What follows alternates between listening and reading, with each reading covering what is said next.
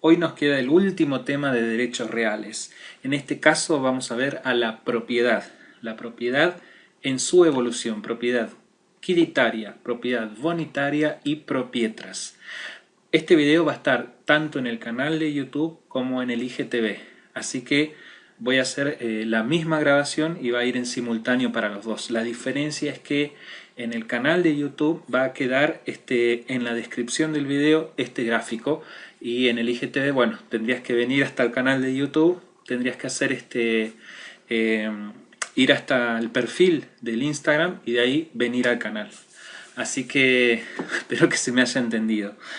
Así que bueno, comenzamos con el video. Hola, mi nombre es Fernando y esto es Tutorías Romano.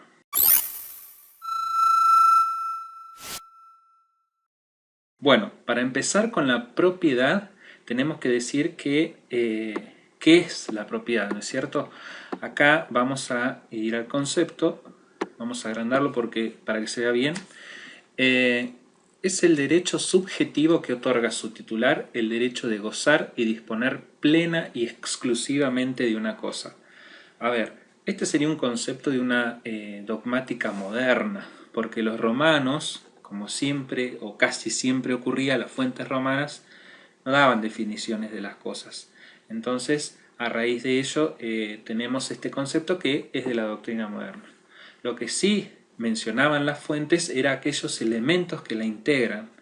Entonces, integran a la propiedad lo que sería el ius utendi o usus, que era aquel derecho de usar la cosa y obtener las ventajas de ella, pero sin percibir los frutos. El ius fruendi o fructus, que justamente era percibir estos frutos civiles o naturales que se pudiera producir. Luego teníamos lo que era el ius abutendi o abusus, que era aquel poder que tenía el propietario para consumir la cosa y disponer de ella en forma definitiva y absoluta. Y por último, como estos elementos que integran la propiedad, teníamos lo que era el ius vindicandi, que era aquel derecho del propietario de reclamar a cualquiera que perturbara su ejercicio, ya sean poseedores o detentadores. Es decir, que era una facultad que se le daba a la persona para que pueda ir y recuperar, es decir, reclamar su propiedad para recuperarla ante cualquier persona que la tenga. Esto por ahí se denomina erga omnes. Erga omnes significa que ante cualquiera puede ir y reclamar la devolución de su propiedad. Bueno, luego tenemos lo que son los caracteres. Los caracteres son que la propiedad es absoluta, que es aquel poder de gozar y disponer de la cosa como mejor le parezca. Esto por supuesto que posee limitaciones, no es que vos podés hacer lo que quieras. Vos podés hacer lo que quieras siempre y cuando y en la medida de que no afectes el derecho del otro. Mientras vos no afectes el derecho del otro, podés gozar y disponer de la cosa como te parezca. Más allá de eso, había ciertas limitaciones dentro de la propiedad que tenías del orden público y del orden privado. Entonces esta absolutez, por así decirlo, tenía esas limitaciones. Pero como principio general, y vuelvo a repetir, era que aquel poder de gozar y disponer de la cosa como mejor te parezca. Luego teníamos el otro carácter era que era exclusiva e individual, donde el propietario puede impedir que alguien más concurra con él en el ejercicio de los poderes inherentes a la propiedad. ¿Qué significa? Que si vos sos propietario no se puede venir otro y también ser propietario de la misma cosa. Es decir, es exclusiva tuya la propiedad. Entonces, ante esta situación, sí, vos me vas a decir, pero ¿y qué pasa con la copropiedad? Bueno, justamente la excepción a este carácter exclusivo sería la copropiedad, donde dos personas o más serían dueños de una misma cosa.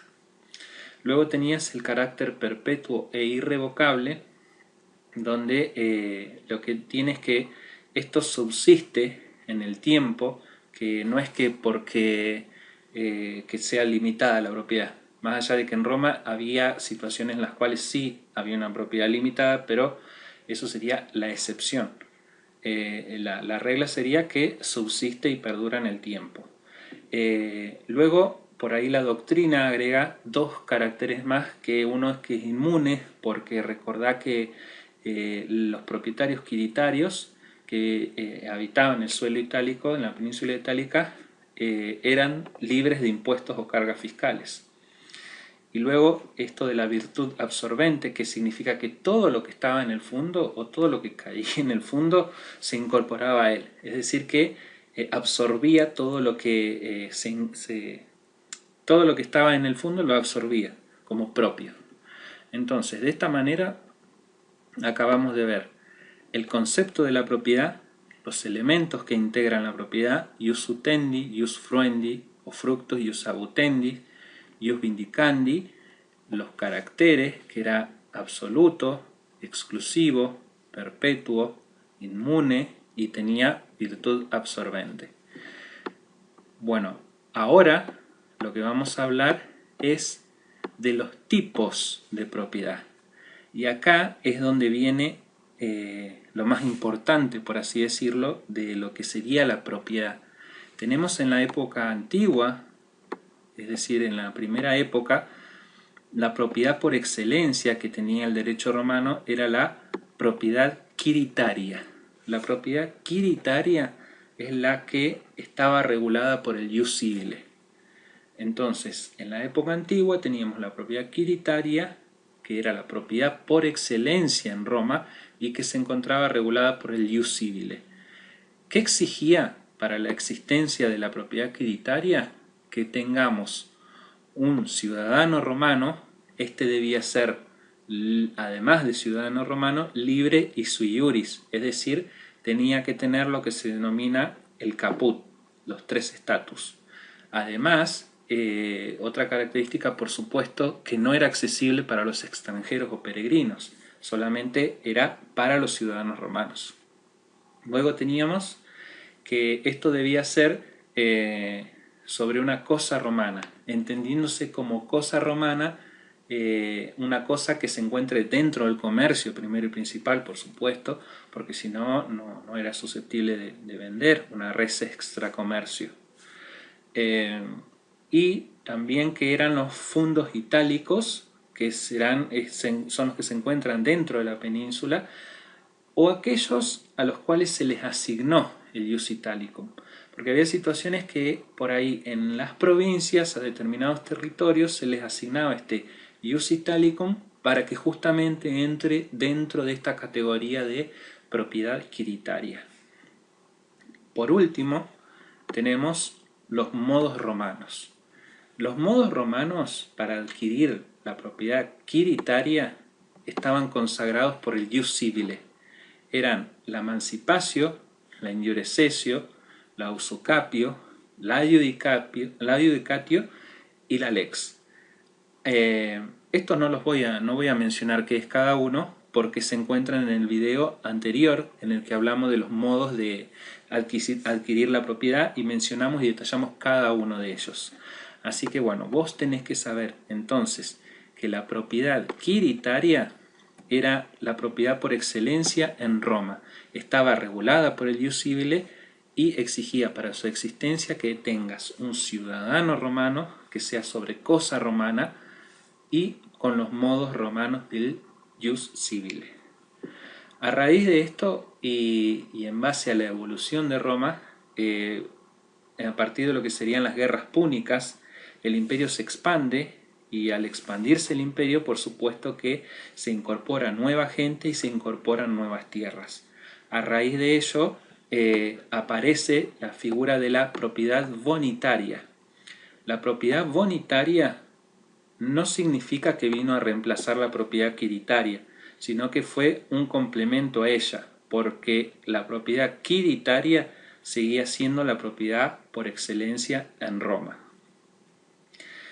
La propiedad bonitaria se presentaba cuando faltaba alguno de los requisitos para la propiedad quiritaria. Recordás que te había dicho ciudadano romano, cosa romana, modos romanos. Cuando no había algo de esto, aparecía este tipo de propiedad. El reconocimiento de esta propiedad fue a partir del accionar del pretor, del derecho honorario. Es decir, el pretor como que vino a fundar, entre comillas, este tipo de propiedad.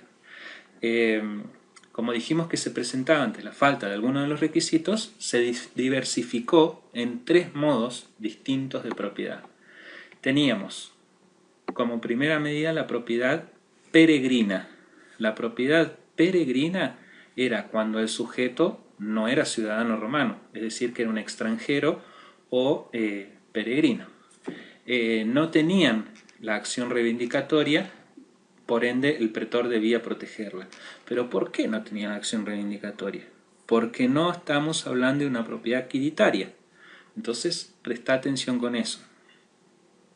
Luego teníamos el otro tipo de propiedad, que era la provincial. La provincial era para fundos que se encontraran en una provincia de Roma o que no gozaran del ius italicum, como vimos en el anterior tipo de propiedad.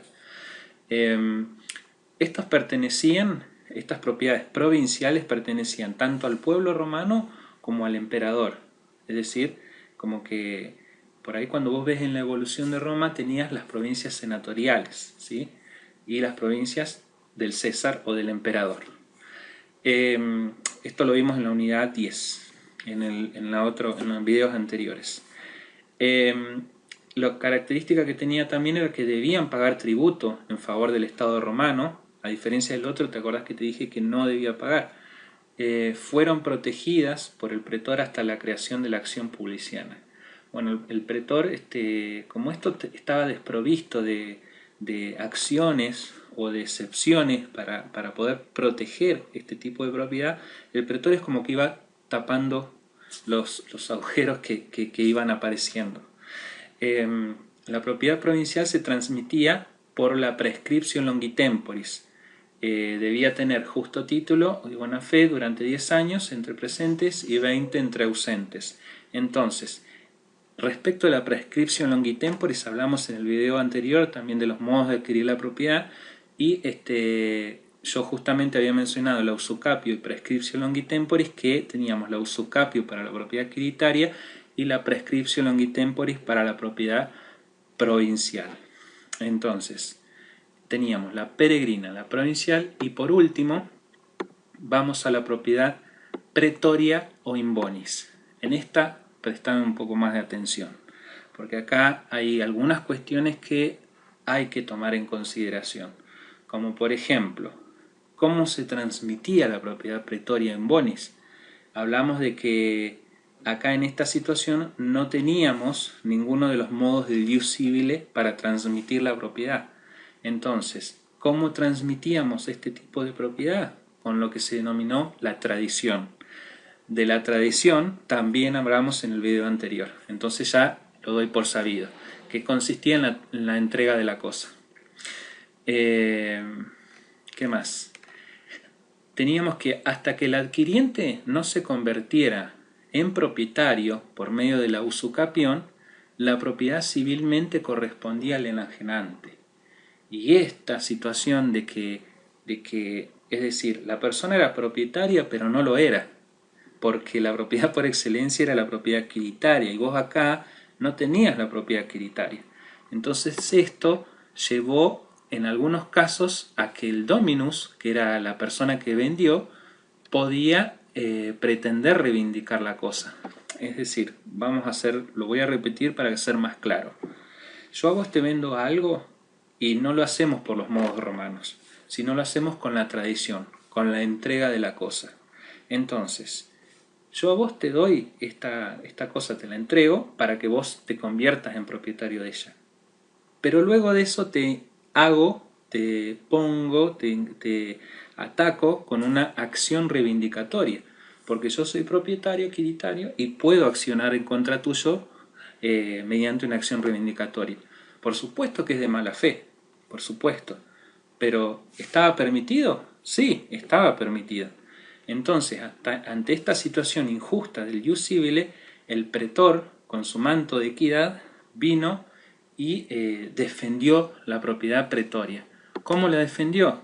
Mediante 2 excepciones y una acción sumamente importante.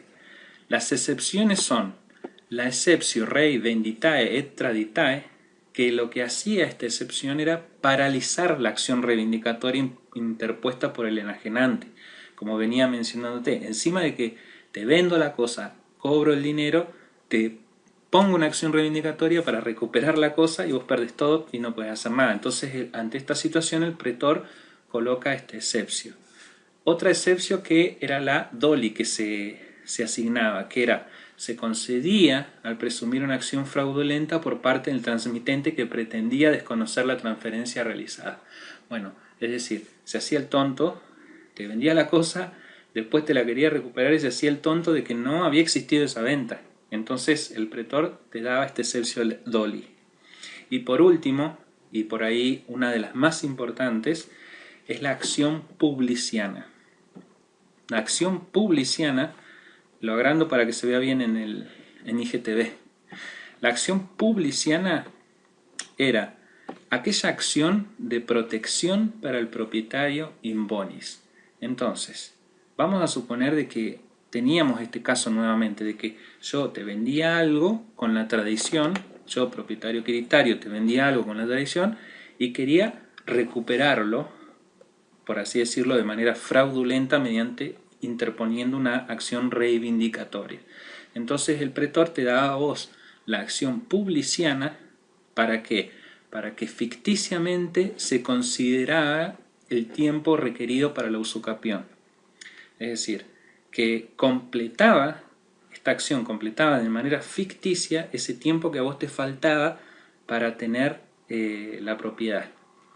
Entonces, esto hacía posible perseguir la cosa en manos de cualquier tercero y también del propietario. Entonces, para que te quede claro, nuevamente lo voy a repetir porque es sumamente importante. La acción publiciana protege al propietario in bonis. Hacía pasar el tiempo ficticiamente para que se cumpla la usucapión. Entonces, al cumplirse la usucapión, vos te convertís en propietario y al convertirte en propietario no te pueden quitar la cosa. Entonces, esta acción fue muy buena y es sumamente importante porque suelen preguntarla en los exámenes y por ahí suelen tener esta confusión. Por eso quería detallar muy bien lo que sería la propiedad pretoria o in bonis. Y por último, y el último tipo de propiedad que tenemos, que es más sencillo el tema acá, porque las dos anteriores coexistieron, pero ya cuando todos los súbditos tenían capacidad sin distinción de ciudadanía, no había ciudadanos y no ciudadanos, sino todos eran ciudadanos, y luego teníamos aquella desaparición entre fondos itálicos y fondos provinciales, que también existía y que también hacía de que tengamos una propiedad creditaria y una propiedad bonitaria, ya no tenía sentido. Entonces Justiniano, ¿qué es lo que hace? Justiniano unifica la propiedad y estos dos tipos de propiedades, haciendo de que la propiedad bonitaria, por así decirlo, ascienda de categoría a ser una única propiedad, lo que se denominó dominium o proprietras. Y esto sería el último periodo en la época de Justiniano, donde ya se habían saldado, ya había quedado atrás todas estas distinciones que hacían de que tengamos dos tipos de propiedades. Así que bueno, hasta acá el video de hoy. Espero que te haya quedado claro, que se me haya entendido. Y en el canal de YouTube, si estás viendo este video por YouTube, acá abajo en la descripción está el link de este gráfico que hice para poder explicar esto. Y bueno, nos veremos en próximos videos. El próximo video será de obligaciones. Así que hasta la próxima.